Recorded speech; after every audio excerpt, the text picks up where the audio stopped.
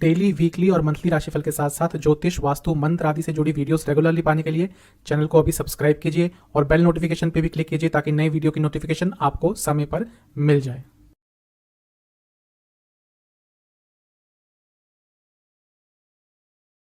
ओम गणेशाय नमः। ओम नमः शिवाय। मैं निखिल ज्योतिष आचार्य आप सभी का मेरे चैनल पे पुनः स्वागत करता हूँ। आशा करता हूँ आप सभी स्वस्थ होंगे। महादेव की कृपा आप सभी पर सदैव बनी रहे। यह वीडियो है स्कॉर्पियो यानी कि वृश्चिक के जुलाई 2022 के मंथली राशिफल के बारे में। राशिफल कहाँ से देखें? अगर आपको अपना लग्न पता है, आपका वृश्चिक लग्न है, तो आप इस राशिफल को देख सकते हैं। अगर आपकी राशि भी वृश्चिक है तो भी आप इस राशिफल को ऑब्जर्व कर सकते हैं। लग्न से ज़्यादा बेटर रिजल्ट मिल सकते हैं और राशि से भी रिजल्ट्स प्राप्त होते ही हैं, लेकिन कंपेयर करें तो मेरे हिसाब से लग्न से बेटर रिजल्ट मिलते हैं। नाम राशि से तभी देखिएगा यदि आपको कंफर्म हो कि आपका नाम आपके राशि के अनुसार या आपके नक्षत्र के अनुसार पड़ा है। एक संपूर्ण राशिफल होता है जीवन के जितने भी प्रमुख एस्पेक्ट्स होते हैं, general predictions, career, business, love life, married life, finance, expenses, students, health, इन सभी को इस राशिफल में कवर किया जाता है और वीडियो के अंत में एक उपाय भी बताया जाता है जिसको करने से आपके लिए इस महीने की सकारात्मकता अवश्य बढ़ेगी। तो शुरुआत करते हैं स्कॉर्पियो यानी कि वृश्चिक के जुलाई 2022 के मंथली राशिफल का जनरल प्रेडिक्शंस के साथ। शुरुआत करेंगे जनरल प्रेडिक्शंस के साथ। सबसे पहले लग्न को देखेंगे। लग्न पर 12 तारीख तक शनि महाराज की दृष्टि रहेगी चौथे घर से। शनि महाराज 12 तारीख तक सस नाम का महापुरुष योग बना के बैठेंगे चौथे घर में और फिर उसके बाद वो वापस गिर जाएंगे मकर में, तीसरे भाव में। तो तब तक यानी कि 12 तारीख तक उनकी दृष्टि रहेगी और क्योंकि राजयोग बना के बैठेंगे, महापुरुष योग बना के बैठेंगे, तो महीने के जो शुरुआती 12 दिन हैं आपके लिए बहुत महत्वपूर्ण है। ऐसा इसलिए भी क्योंकि 13 तारीख तक शुक्र भी मालव्य योग बनाकर बैठेंगे आपके 7वें स्थान में और दृष्टि सीधा रहेगी लग्न पर। और दो महापुरुष योगों की दृष्टि जब लग्न पर पड़ती है तो बहुत ही महत्वपूर्ण समय हो जाता है। महत्वपूर्ण से ज़्यादा उस समय का आपको लाभ उठाने की ज़रूरत पड़ती है। अगर इस समय में आपने अपने प्रयास अच्छे नहीं किए तो इस अच्छे समय का बिल्कुल भी लाभ नहीं उठा पाएंगे।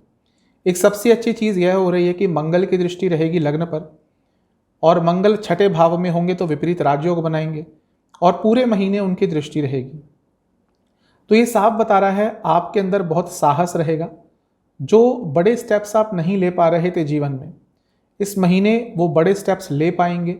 ना केवल लेंगे उन स्टेप्स को, बल्कि उनको बहुत अच्छी तरह से एग्जीक्यूट करेंगे और उससे कुछ ना कुछ फ़ायदा भी उठाएंगे। बुध की दृष्टि महीने के शुरुआती 2-3 दिन ही रहेगी, उसके बाद वो अष्टम में चले जाएंगे।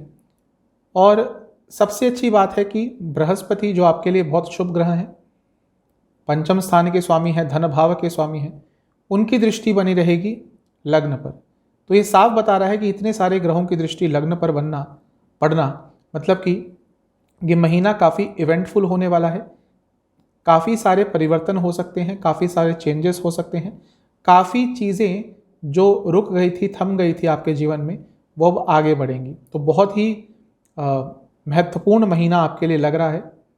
इस महीने का आपको लाभ अवश्य उठाना है। सूर्य भी जो आपके लिए 10वें घर के स्वामी हैं, वो फिर से राशि परिवर्तन करेंगे 15 तारीख को और वो भाग्य स्थान में आ जाएंगे, तो वहाँ से भी भाग्य का बल मिलेगा। तो महीना पूरा ही काफ़ी अच्छा दिख रहा है। कुछ और योग जो बन रहे हैं उनकी बात कर लेते हैं। मालव्य और सस योग तो बन रहा है जैसा मैंने बताया था ऑलरेडी। डाम नाम का नाभस योग बनेगा, तो ये एक स्टेबिलिटी लाएगा इस महीने आपके जीवन में। जिस स्टेबिलिटी की शायद आप कुछ समय से वेट कर रहे थे, वो स्टेबिलिटी आ सकती है। मृदंग योग बन रहा है, इसका मतलब काफ़ी अपने टैलेंट को भी उभारने का मौका मिलेगा और अपने स्किल्स को कहीं दिखाने का भी मौका मिलेगा।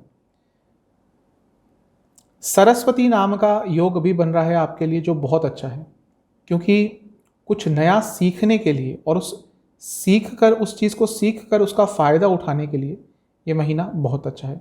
तो ये बहुत महत्वपूर्ण कुछ योग बन रहे थे। ये महीना थोड़ा आपको स्पिरिचुअलिटी की तरफ भी लेके जाएगा।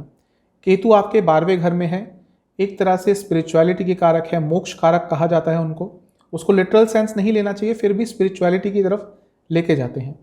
तो आपने शायद खुद भी अपने अंदर कुछ परिवर्तन पिछले 1.5-2 महीने में ऑब्जर्व किए होंगे, थोड़ा ठहराव आपके अंदर आया होगा, और ये चीज़ आपको अध्यात्म की तरफ, स्पिरिचुअलिटी की तरफ अवश्य लेके जाएगी। ग्रोथ होगी इस महीने, जो मेहनत कर रहे थे उसके रिवॉर्ड्स मिलेंगे।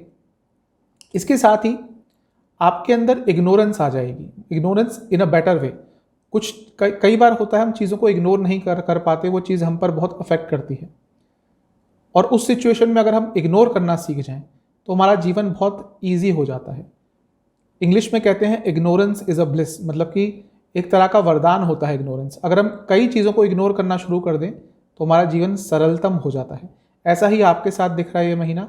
आपके अंदर एक क्षमता रहेगी कि कई चीज़ों को आप इग्नोर कर कर आगे बढ़ पाएंगे। अपने ऑब्जेक्टिव पर, अपने एम पर आपका पूरा ध्यान रहेगा, फोकस बहुत अच्छा रहेगा, और आप अपनी पर्सनल डेवलपमेंट पर बहुत ध्यान देंगे कि आगे कैसे बढ़ना है।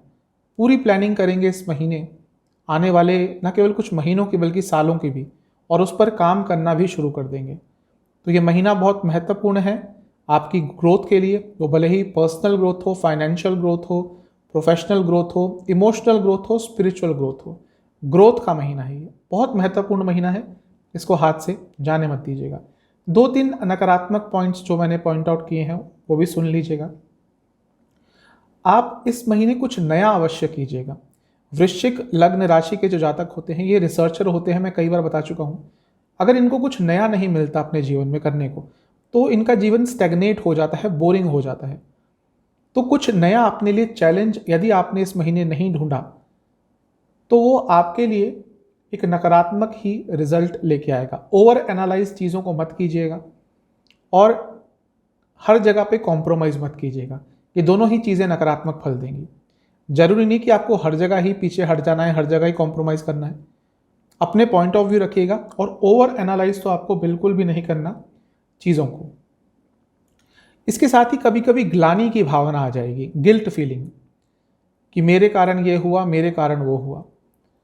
इस भावना से भी आपको पूरी तरह से दूर रहना है, क्योंकि एक बार यदि ये इमोशन आपके अंदर प्लेस हो गया तो फिर जो इतना अच्छा महीना दिख रहा है उसका लाभ नहीं उठा पाएंगे। जो महीने का शुरुआती भाग है, इसमें घर के सदस्यों के साथ यदि रिश्तों में तनाव आया था तो वो सुधर सकता है, और अपने ऊपर विश्वास बढ़ेगा। जो महीने का बीच का भाग है, इसमें दिख रहा है कि मेहनत के फल मिलेंगे, और काफ़ी मैच्योरिटी आ जाएगी आपके अंदर। स्पेशली जो अपने 20s में हैं, उनके अंदर एक मैच्योरिटी आती हुई दिख रही है। जो महीने का अंतिम भाग है, इसमें आप कुछ नया करने का प्रयास करेंगे, उसमें आपको सफलता भी मिलेगी। इसके साथ ही थोड़ा अचानक से परिवर्तन जीवन में आ सकता है, कुछ ऐसी परिस्थिति बन सकती है जो आपने एक्सपेक्ट नहीं करी होगी, लेकिन फिर भी वो चीज़ आपके ही हित में होगी। तो महीना तो बहुत अच्छा दिख रहा है, कितना लाभ उठाएंगे ये आपके ऊपर है। चलते हैं करियर की तरफ। करियर के लिए 10वें स्थान को सबसे ज़्यादा महत्व दिया जाता है जॉब के लिए। 10वें स्थान पर शनि महाराज की 12 तारीख तक दृष्टि रहेगी। तो जब तक उनकी दृष्टि रहेगी चीज़ें आपके लिए अच्छी ही रहेंगी। बदलाव तो आएगा, काम ज़्यादा करना पड़ेगा, लेकिन वो काम आपके लिए फलकारी रहेगा, आपके लिए लाभकारी रहेगा। 12 तारीख के बाद वो चौथे घर से वापस तीसरे में चले जाएंगे, लेकिन 10वें घर से देखें तो छठे भाव में। 12 तारीख के बाद आप अपने करियर में थोड़े ऑब्स्टिकल्स फाइंड करेंगे। आपको कुछ ऑब्स्टिकल्स से जूझना पड़ेगा, वो आपके कलीग्स हों या काम का प्रेशर ज़्यादा हो, कंपटीशन का लेवल बढ़ जाएगा, आपके ऊपर बर्डन बढ़ जाएगा। तो 12 तारीख के बाद आप देखेंगे करियर में प्रॉब्लम्स तो नहीं कहूँगा, लेकिन थोड़ा तनाव ज़्यादा आएगा। 10वें स्थान पर राहु की दृष्टि रहेगी छठे भाव से, तो कितना भी काम आपको मिल जाए, आप उस हर चीज़ को एक चैलेंज की तरह एक्सेप्ट कर कर आगे बढ़ेंगे। 10वें स्थान के स्वामी हैं सूर्य, वो 15 तारीख तक 8वें घर में रहेंगे। जो लोग जॉब चेंज करने के बारे में सोच रहे थे, महीने का शुरुआती भाग यानी कि 15 तारीख तक का भाग अच्छा है, उसमें कुछ नई अपॉर्चुनिटीज आ सकती हैं। 15 तारीख के बाद 10वें स्थान के स्वामी आ जाएंगे भाग्य स्थान में, यानी कि करियर में, कार्य क्षेत्र में भाग्य का साथ मिलने लग जाएगा। ये कर्म धर्माधिपति योग भी बनाता है। अगर आपकी प्रमोशन की बात अटक रही थी, मैनेजमेंट से इश्यूज चल रहे थे, इन सब चीज़ों को सुलझाने के लिए प्रमोशन की बात को आगे लेके जाने के लिए, अपने पॉइंट ऑफ व्यू क्लैरिटी के साथ अपने बॉसेस के आगे रखने के लिए महीने का अंतिम जो हाफ होगा वो अच्छा रहेगा। तो ओवरऑल तो चीज़ें अच्छी दिख रही हैं। थोड़ा तनाव भरा, थोड़ा प्रेशर भरा और बर्डन वाला महीना रहने वाला है। काम का प्रेशर थोड़ा ज़्यादा रहेगा। ये महीना अपने टैलेंट को दिखाने का है। मौका आपको अवश्य मिलेगा कि कहीं ना कहीं अपने टैलेंट को एक्सप्रेस करें और उस मौके को हाथ से जाने मत दीजिएगा। बार बार ऐसा मौका नहीं मिलेगा। बुद्धिमत्ता बहुत रहेगी, क्रिएटिविटी बहुत रहेगी और उसका उपयोग कर पाएंगे। और आप कुछ ऐसा कर पाएंगे इस महीने जिससे आपके फ्यूचर के लिए भी, करियर के फ्यूचर के लिए भी कुछ बहुत अच्छा हो सकता है। पुरानी बातों पर ध्यान नहीं लगाना, कंपेयर नहीं करना, कंपैरिजंस मत लाइएगा कि वो वहाँ पे पहुँच चुका है, कोई आपका दोस्त कहाँ पे पहुँच चुका है। सबकी अपनी नियति होती है, सबका अपना भाग्य होता है। तो कंपेयर मत कीजिएगा। आपको सिर्फ इसी चीज़ पे फोकस करना है कि आपने क्या करना है। थोड़ा सा आपको अपने नज़रिए में भी चेंज लाना पड़ेगा। नेगेटिव चीज़ों को छोड़कर सिर्फ पॉजिटिव चीज़ों पर फोकस करेंगे इस महीने, तो आपके लिए बहुत अच्छा रहेगा। 2-3 नकारात्मक पॉइंट्स मैंने पॉइंट आउट किए हैं, उनके बारे में भी जान लीजिएगा। एक, अगर आप चाह रहे थे कि कुछ चेंज लाएं अपने करियर में, आप चाहते थे कि कोई नया पार्ट टाइम कोर्स करें, कोई नई स्किल डेवलप करें, तो यदि आपने उस चीज़ के बारे में इस महीने कुछ नहीं किया तो फिर आगे आने वाले कुछ महीने आप कोई भी स्टेप नहीं ले पाएंगे। तो आपको पूरी कोशिश करनी है कि कुछ नयापन इस महीने ऐड करें, वरना देर हो जाएगी। अपने आइडियाज़ यदि नहीं रख पाए अपने सीनियर्स के सामने, तो दुनिया भर का टैलेंट आपके पास हो, उसका कोई उपयोग नहीं हो पाएगा। तभी मैंने शुरू में ही कहा था, एक्सप्रेस कीजिएगा। ऐसा दिख रहा है कि कहीं कहीं पर थोड़े सहम से जाएंगे और अपने आइडियाज़ नहीं रख पाएंगे, वो आपके लिए नकारात्मक होगा। कम्युनिकेशन गैप कई जगह आएगा, तो अपने कम्युनिकेशन पर भी अपने कार्य क्षेत्र में आपको काम करना होगा। महीने का शुरुआती भाग बहुत अच्छा है, लेकिन इसमें आपको कुछ महत्वपूर्ण निर्णय लेने पड़ेंगे। महीने का बीच का भाग भी अच्छा दिख रहा है, कोई नई अपॉर्चुनिटी आपके कार्य क्षेत्र में आ सकती है। महीने का जो अंतिम भाग है ये भी अच्छा है, भाग्य का साथ मिलेगा, लेकिन इसमें अचानक से कोई गलत निर्णय ले लेंगे इम्पल्सिव सा निर्णय एक्साइटमेंट में आकर, और वो चीज़ आपके लिए आपके विरुद्ध जा सकती है। यदि आप इंजीनियरिंग, कंप्यूटर्स, आईटी, एविएशन या फिर फूड इंडस्ट्री से जुड़ा, F&B इंडस्ट्री से जुड़ा कुछ भी काम करते हैं, फूड एंड बेवरेजेस से जुड़ा कुछ भी काम करते हैं, तो ये महीना आपके लिए, रियल एस्टेट से जुड़ा भी काम करते हैं, तो ये महीना आपके लिए अच्छा है। अब चलते हैं बिजनेस की तरफ। बिजनेस की बात करें तो 7वें स्थान को देखा जाता है। 7वें स्थान के स्वामी शुक्र 7वें स्थान में ही रहेंगे, क्योंकि केंद्र के स्वामी हैं, केंद्र में बैठे हैं, तो राजयोग बनेगा। महीने की शुरुआती 2-3 दिन बुध रहेंगे, बुध लाभ स्थान के स्वामी है, तो महीने के शुरुआत में कुछ लाभकारी समाचार आ सकते हैं। लेकिन क्योंकि सप्तम से छठे में केतु हैं, तो थोड़ा कंपटीशन का लेवल आपके बिजनेस के फील्ड में इस महीने ज़्यादा दिखेगा। वैसे तो ये अच्छा है क्योंकि पंच महापुरुष योग 7वें स्थान में बन रहा है, लेकिन 15 तारीख तक जो आपका 7वां स्थान है वो पाप कर्तरी योग में रहेगा, क्योंकि एक साइड सूर्य होंगे, दूसरी साइड मंगल और राहु, तो 7वां स्थान आ गया पाप कर्तरी योग में। तो थोड़ा बहुत प्रॉब्लम हो सकता है। ज़्यादा बड़े रिस्क मत लीजिएगा, एग्रेशन से बचिएगा, और गवर्नमेंट से भी कुछ यदि प्रॉब्लम आई थी तो उसको सुलझा लीजिएगा। छोटा सा भी कोई नोटिस आया उसको लाइटली मत लीजिएगा, वो आपके बिजनेस में कुछ वरना नकारात्मक प्रभाव डाल सकता है। ये जो महीना है ये वैसे तो काफ़ी मेहनत भरा रहने वाला है, लेकिन इस महीने में आपको बहुत अच्छे रिवॉर्ड्स भी मिलेंगे। 13 तारीख के बाद शुक्र जो कि 7वें स्थान के ही स्वामी हैं, वो भी राशि परिवर्तन कर लेंगे और 8वें में चले जाएंगे। वहाँ से अचानक से कुछ धन लाभ आपके बिजनेस में हो सकता है। थोड़ा आपको अथॉरिटी लानी पड़ेगी अपने बिजनेस में। अगर पार्टनरशिप में काम करते हैं तो आपको एक लीडर की भूमिका निभानी पड़ सकती है। कुछ और अपने बिजनेस के बारे में जानने की कोशिश करनी पड़ेगी और अपने आप को उस चीज़ के बारे में अपडेट करना पड़ेगा। अपने डर पर काबू पाना पड़ेगा, क्योंकि शायद कुछ बड़ा निर्णय लेने से पहले डर जाते हैं, उस चीज़ पर काबू पाइएगा, तभी इस महीने बिजनेस में लाभ उठा पाएंगे। अपने इमोशंस को हावी नहीं होने देना अपने बिजनेस में, वरना प्रॉब्लम होगी। और इसके साथ ही अपने व्यवहार में सौम्यता रखनी है। ये सब किया तो आपने अपने बिजनेस के लिए आप कुछ बहुत अच्छा अचीव कर पाएंगे। 2-3 नकारात्मक पॉइंट्स हैं, उनका भी ध्यान रखिएगा। कोई बहुत बड़े फाइनेंशियल डिसीजंस नहीं लेने आपको, वो अगर आपने लिए तो प्रॉब्लम्स हो सकती है। अगर प्लान में थोड़ी चेंजेस भी करने पड़े तो कर लीजिएगा। अगर बहुत रिजिड हो गए कि नहीं मैंने तो प्लान बना लिया था अब ऐसे ही होगा, तो वो आपके लिए नकारात्मक होगा। अपने प्लानिंग में, अपने कार्यों में थोड़ी फ्लेक्सिबिलिटी रखिएगा। साथ ही में पर्सनल लाइफ को हावी मत होने दीजिएगा। कभी कभी ऐसा हो सकता है कि इस महीने पर्सनल लाइफ आपके थोड़े बिजनेस पर हावी हो जाएगी और वो नकारात्मक प्रभाव डालेगी। इसके साथ ही कभी कभी अनप्रोफेशनल हो जाएंगे आप।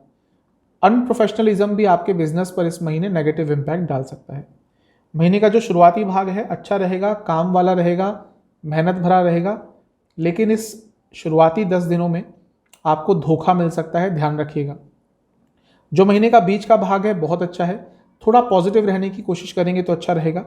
कोई लॉस हुआ था उसकी भरपाई हो सकती है। जो महीने का अंतिम भाग है ये भी ठीक है, इसमें ईगो लेकिन आपके अंदर आ जाएगा, वो आपके लिए थोड़ा नकारात्मक हो सकता है। यदि आप एग्रीकल्चर से जुड़ा, यदि आप टेक्सटाइल से जुड़ा, यदि आप एंटरटेनमेंट फील्ड से जुड़ा, या फिर आप चिल्ड्रन, बच्चों के किसी भी प्रोडक्ट से जुड़ा कुछ बिजनेस करते हैं तो महीना लाभकारी है। बात करते हैं फाइनेंस, एक्सपेंस, इन्वेस्टमेंट, बहुत महत्वपूर्ण टॉपिक की। पहले बात करते हैं पैसे के हिसाब से कैसा महीना रहेगा। दूसरे स्थान के स्वामी और 11वें स्थान के स्वामी, और इन दोनों भावों को ही देखा जाता है महत्वपूर्ण तरीके से। जब इंडिविजुअल कुंडली देखते हैं तो और कई चीज़ें आती हैं, लेकिन जब हम गोचर की ही बात कर रहे हैं तो इन दोनों भावों को देखा जाता है। दूसरे स्थान के स्वामी बृहस्पति अपनी ही राशि में है, तो पैसे के लिए तो अच्छा ये समय दिख ही रहा है। इसके साथ ही दूसरे स्थान के स्वामी बृहस्पति पंचम भाव में बैठकर 11वें स्थान को दृष्ट कर रहे हैं, यानी कि ये धन योग बन रहा है। दूसरे स्थान 11वें स्थान का कभी भी योग होता है तो धन योग बनता ही है। तो ये महीना ओवरऑल तो अच्छा ही रहेगा।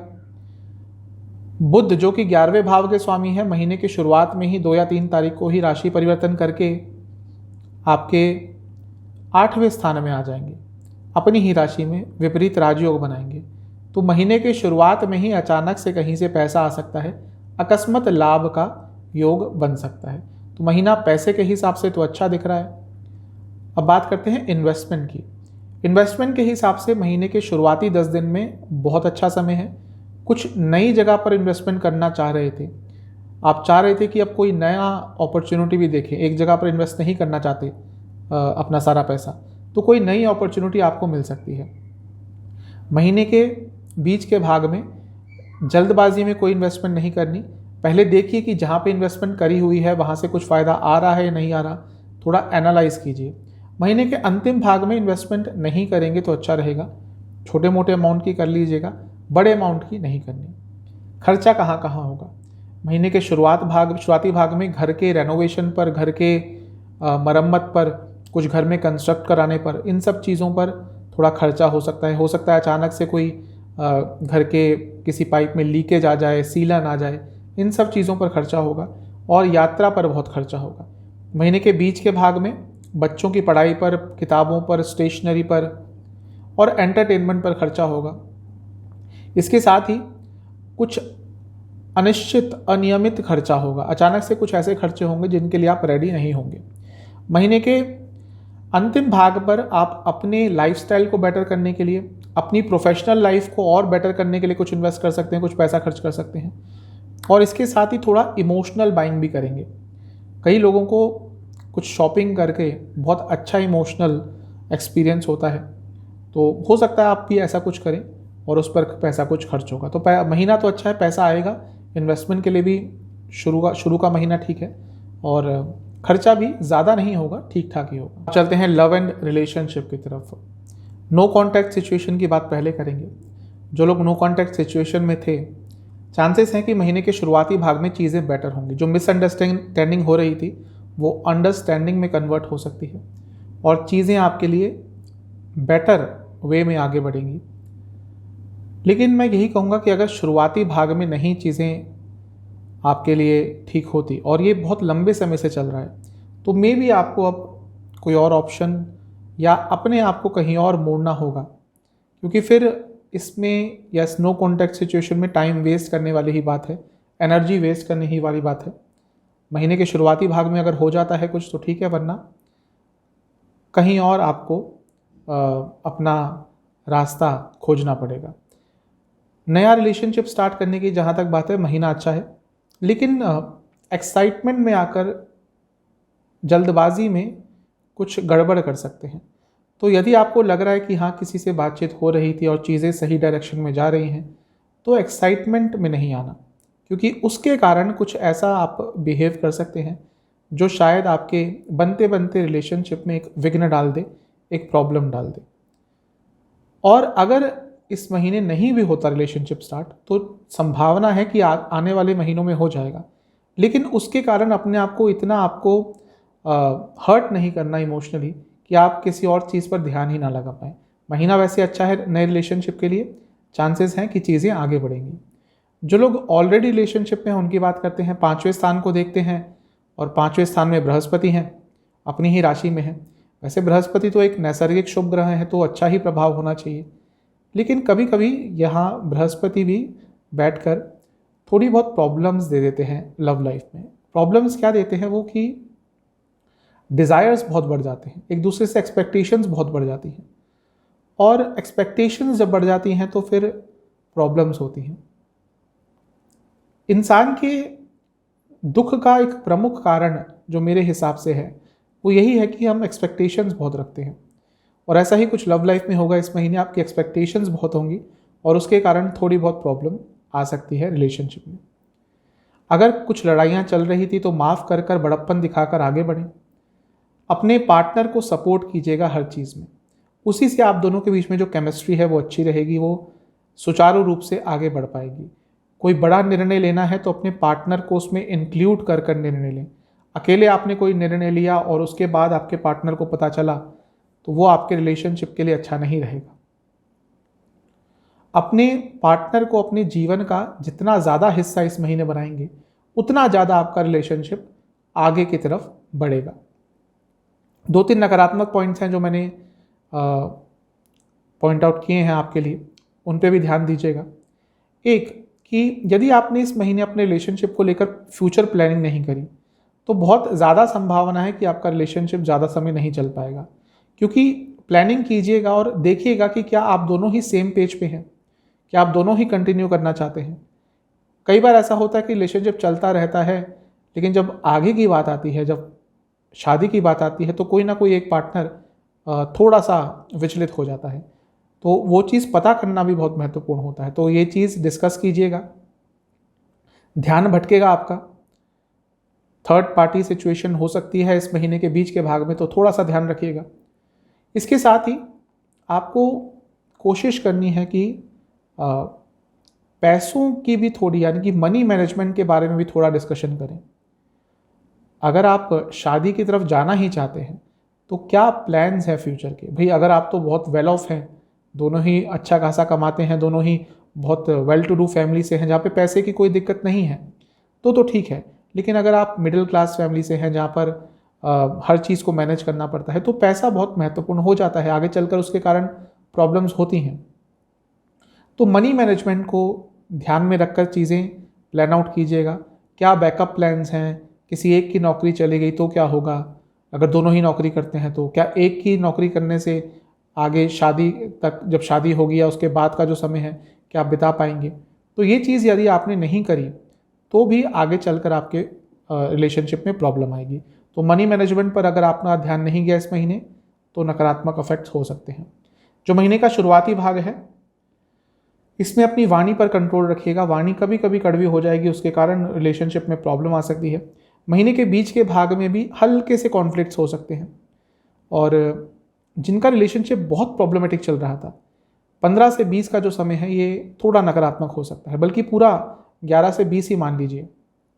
वो एक बड़ा निर्णय ले सकते हैं, हो सकता है रिलेशनशिप अंत करने के बारे में भी सोचें। जो महीने का अंतिम भाग है इसमें आपको कम्युनिकेशन पे थोड़ा ध्यान देना पड़ेगा अगर आप चाहते हैं रिलेशनशिप अच्छा चले तो। अब चलते हैं मैरिड लाइफ की तरफ। मैरिड लाइफ की जहाँ तक बात है तो 7वें स्थान को देखते हैं। 7वें स्थान पर शुक्र का प्रभाव रहेगा क्योंकि 13 तारीख तक यहीं पे बैठेंगे। महीने की शुरुआत में बुध भी रहेंगे 2-3 तारीख तक, फिर वो आगे चले जाएंगे अष्टम भाव में। तो शुक्र का यहाँ पे होना साफ बता रहा है कि पैशनेट समय रहेगा, लेकिन ध्यान रखने वाली बात यह है कि 7वां स्थान और शुक्र दोनों ही पाप कर्तरी योग में है, तो ये थोड़ा प्रॉब्लम दे सकता है। इसके साथ ही केतु रहेंगे सप्तम से छठे में, तो कॉन्फ्लिक्ट्स बहुत होंगे, लड़ाई झगड़े हो सकते हैं, आपके लाइफ पार्टनर की तबीयत भी बिगड़ सकती है। तो ठीक ठाक सा महीना दिख रहा है ओवरऑल। तो इस महीने में आपको कोशिश करनी है कि थोड़ा सा फिजिकल कंपैटिबिलिटी पे भी काम करें। अगर प्रॉब्लम उसमें आ रही थी तो उस पर काम करने की ज़रूरत अवश्य आपको पड़ेगी। कमिटमेंट में प्रॉब्लम आ सकती है। कभी भी अपने लाइफ पार्टनर को ये मत एहसास होने दीजिएगा कि आप उनको इग्नोर कर रहे हैं। ध्यान बहुत भटकेगा इस महीने, क्योंकि शुक्र है 7वें में, तो ध्यान तो भटकेगा। और यदि आप अपने ऊपर कंट्रोल नहीं कर पाए तो उसका एक नकारात्मक प्रभाव हो सकता है। लेकिन यदि आपने ये सब चीज़ें कर ली, थोड़ा सा ध्यान अपने लाइफ पार्टनर पर ज़्यादा दिया, उनको प्रायोरिटी रखा, तो हो सकता है मैरिड लाइफ में और स्टेबिलिटी आए, चीज़ें और बेटर हो जाएं। अपने लाइफ पार्टनर की संवेदनाओं को लेकर, उनकी ज़रूरतों को लेकर आपको बहुत जागरूक रहना है। 2-3 नेगेटिव पॉइंट्स का ध्यान रखिएगा। एक, ज़्यादा सवाल जवाब मत कीजिएगा अपने लाइफ पार्टनर से, शक मत कीजिएगा, वो एक नकारात्मक प्रभाव डालेगा। इसके साथ ही कम्युनिकेशन पर थोड़ा काम यदि आपने नहीं किया, स्पेशली अपनी साइड से, तो भी प्रॉब्लम होगी। और बात बात पर रूठ जाना, बात बात पर गुस्सा हो जाना, ये भी आपके मैरिड लाइफ में थोड़ी प्रॉब्लम दे सकता है। जो महीने का शुरुआती भाग है इसमें थोड़ा सा आपको चेंजेस लाने पड़ेंगे। यदि आपको दिख रहा है कि हाँ ये चीज़ प्रॉब्लमेटिक है तो उसको चेंज कर लीजिएगा, वरना आगे चलकर वो प्रॉब्लम और बड़ी होगी। जो महीने का बीच का भाग है इसमें यदि आपको अपने लाइफ पार्टनर के साथ कहीं घूमने जाने का मौका मिलता है तो ज़रूर उस ट्रिप पे जाइएगा, भले ही 1 दिन की हो, 2 दिन की हो, उससे एक फ्रेशनेस आ जाएगी। इसके साथ ही यदि प्रॉब्लम्स बहुत ज़्यादा चल रही थी तो भाग्य एक मौका देगा चीज़ों को सुलझाने का। जो महीने का अंतिम भाग है इसमें स्टेबिलिटी आती हुई दिख रही है, और फैमिली प्लानिंग के लिए भी ये जो महीने का अंतिम भाग रहेगा ये अच्छा रहेगा। तो ओवरऑल ठीक ठाक सा महीना दिख रहा है मैरिड लाइफ के लिए। स्टूडेंट्स की तरफ तो सबसे पहले बात करेंगे कि यदि आपका कोई एग्ज़ाम पड़ता है तो कैसा रहेगा ये महीना। महीने के जो शुरुआती भाग है 1 से 10 तारीख, इसमें यदि आपका कोई एग्ज़ाम पड़ता है तो अच्छा ही करेंगे, स्पेशली कोई कॉम्पिटिटिव एग्ज़ाम है तो बहुत अच्छा करेंगे। महीने का जो बीच का भाग है ये भी अच्छा ही दिख रहा है, इसमें भी आपका रिजल्ट अच्छा ही आएगा, या परफॉर्मेंस तो आपका एटलीस्ट बहुत अच्छा होगा। महीने का जो अंतिम भाग है इसमें थोड़ा ध्यान भटक सकता है, इसका एक नेगेटिव इम्पैक्ट आपके एग्ज़ाम पर, आपके प्रिपरेशन पर पड़ सकता है। तो महीने का जो शुरुआती 2 भाग हैं 1 से लेकर 20 तारीख तक, यहाँ पे कोई भी एग्ज़ाम होंगे तो अच्छा ही रिजल्ट आएगा। 5वें स्थान को देखा जाता है बृहस्पति का, वहाँ पे विद्यमान होना साफ बता रहा है कि स्टडीज़ के लिए अच्छा महीना है ये। अच्छा न केवल महीना है बल्कि आने वाला बहुत लंबा समय, क्योंकि बृहस्पति यहीं पे रहेंगे। तो ओवरऑल वृश्चिक के लिए, स्टडी के लिए अच्छा समय है। हायर स्टडीज़ के लिए 9वें स्थान को देखा जाता है, वहाँ पर भी बृहस्पति की दृष्टि रहेगी। तो वह लोग जो हायर स्टडीज़ करना चाहते हैं, कुछ ज़्यादा पढ़ना चाहते हैं, कुछ जॉब कर रहे हैं उसके साथ भी कुछ पढ़ना चाहते हैं, ग्रेजुएशन के बाद की जो भी पढ़ाई है, उन सब के लिए ये महीना बहुत अच्छा है। अच्छे रिजल्ट मिलेंगे, चीज़ें आपके लिए आगे बढ़ेंगी। एक चीज़ का आपको ध्यान रखना है कि इस महीने उलझना नहीं है किसी से। कुछ लोग जानबूझ के आपसे उलझेंगे और वो आपके स्टडी पर नेगेटिव इम्पैक्ट डालेंगे। अपनी फैमिली का साथ लीजिएगा, फैमिली से डिस्कस कीजिएगा फ्यूचर प्लान्स, जो भी आपकी प्लानिंग है उसको अगर आपने अपनी फैमिली से डिस्कस नहीं किया तो शायद आपको सही रास्ता ना मिल पाए। अपने आइडियाज़ पर भरोसा रखिए, अपनी प्लानिंग पर भरोसा रखिए। इसके साथ ही आपको थोड़ा सा अध्यात्म के साइड भी जाना है, मेडिटेट कीजिएगा। मैं ये नहीं कह रहा कि पूजा पाठ करिए, अगर नहीं आपका मन करता है तो अवश्य कीजिए, उससे बहुत शांति मिलती है, अफेक्ट भी उसका अच्छा होता है। लेकिन कुछ लोग नहीं करना चाहते, समय के साथ अपने आप उनका रुझान जाता है, अपने आप उनका अट्रैक्शन जाता है इन चीज़ों की तरफ। लेकिन यदि पूजा पाठ नहीं भी करते तो भी थोड़ा अध्यात्म की तरफ जाएंगे तो ओवरऑल आपके लिए बहुत अच्छा रहेगा। ओवरऑल एक पॉजिटिविटी, एक माइंड की स्टेबिलिटी आपके लिए रहेगी इस महीने। 2-3 नकारात्मक पॉइंट्स का ख्याल रखना है। एक, अटैचमेंट ज़्यादा किसी से नहीं करनी। वो अटैचमेंट यदि आपकी किसी से हुई तो बहुत प्रॉब्लम होगी। दूसरा, अगर कोई आइडिया या कोई कार्य, कोई भी चीज़ आपकी बहुत समय से काम नहीं कर रही, सपोज आप कोई पेपर दे रहे हैं बहुत समय से, उसका रिजल्ट आ ही नहीं रहा, तो कोई इसका दूसरा ऑप्शन भी ढूंढने की कोशिश कीजिएगा। अगर वही चीज़ करते रहे तो भी इस महीने नकारात्मक प्रभाव मिलेगा। और तीसरा, जैसा मैंने कहा, फैमिली से डिस्कस कीजिएगा। यदि आपने फैमिली से इंपॉर्टेंट चीज़ें डिस्कस नहीं करी इस महीने तो भी उसका नकारात्मक प्रभाव रहेगा। महीने के शुरुआती भाग में वैसे तो बैलेंस हमें दिख रहा है, लेकिन कुछ नेगेटिव लोग आएंगे आपके जीवन में जो आपको नेगेटिव इम्पैक्ट करना चाहेंगे, तो अपनी संगत का बहुत ध्यान देना है। जो महीने का बीच का भाग है, इसमें जैसा मैंने कहा था कि इस महीने कुछ लोगों से आपके कॉन्फ्लिक्ट्स हो सकते हैं, तो वो महीने का बीच का भाग ये दिख रहा है जहाँ पे आपके कुछ लोगों से कॉन्फ्लिक्ट्स होंगे। कोशिश करना है आपको इन चीज़ों से दूर रहने की। जो महीने का अंतिम भाग है, यहाँ पे आपका प्रेजेंस ऑफ माइंड बहुत अच्छा रहेगा, अपने ऊपर विश्वास बहुत अच्छा रहेगा, तो वो आपको कोशिश करना है कि उसको जितना यूटिलाइज कर पाएँ, उसका जितना फ़ायदा उठा पाएँ। क्योंकि जैसा मैंने कहा था, एग्ज़ाम यदि आपका होता है तो वहाँ पे थोड़ा ध्यान भटकेगा। तो यदि आपका विश्वास अच्छा रहा तो आप अपने एग्ज़ाम में भी उस समय पे कुछ अच्छा कर पाएंगे। तो महीना ओवरऑल तो अच्छा है स्टडीज़ के लिए। अब चलते हैं सेहत की तरफ। लग्न के स्वामी छठे भाव में रहेंगे। वैसे मंगल हैं तो छठे भाव में इतना बुरा प्रभाव भी नहीं होता, और लग्न पर दृष्टि डालेंगे तो ज़्यादा प्रॉब्लम तो नहीं आएगी सेहत के हिसाब से। लेकिन शनिदेव वक्री होकर दृष्टि डालेंगे लग्न पर 12 तारीख तक, तो वहाँ पे कुछ प्रॉब्लम्स तो आ सकती हैं। क्या क्या चीज़ें तंग करेंगी उसकी बात कर लेते हैं। महीने के शुरुआती भाग में एनर्जी बहुत ज़्यादा रहेगी।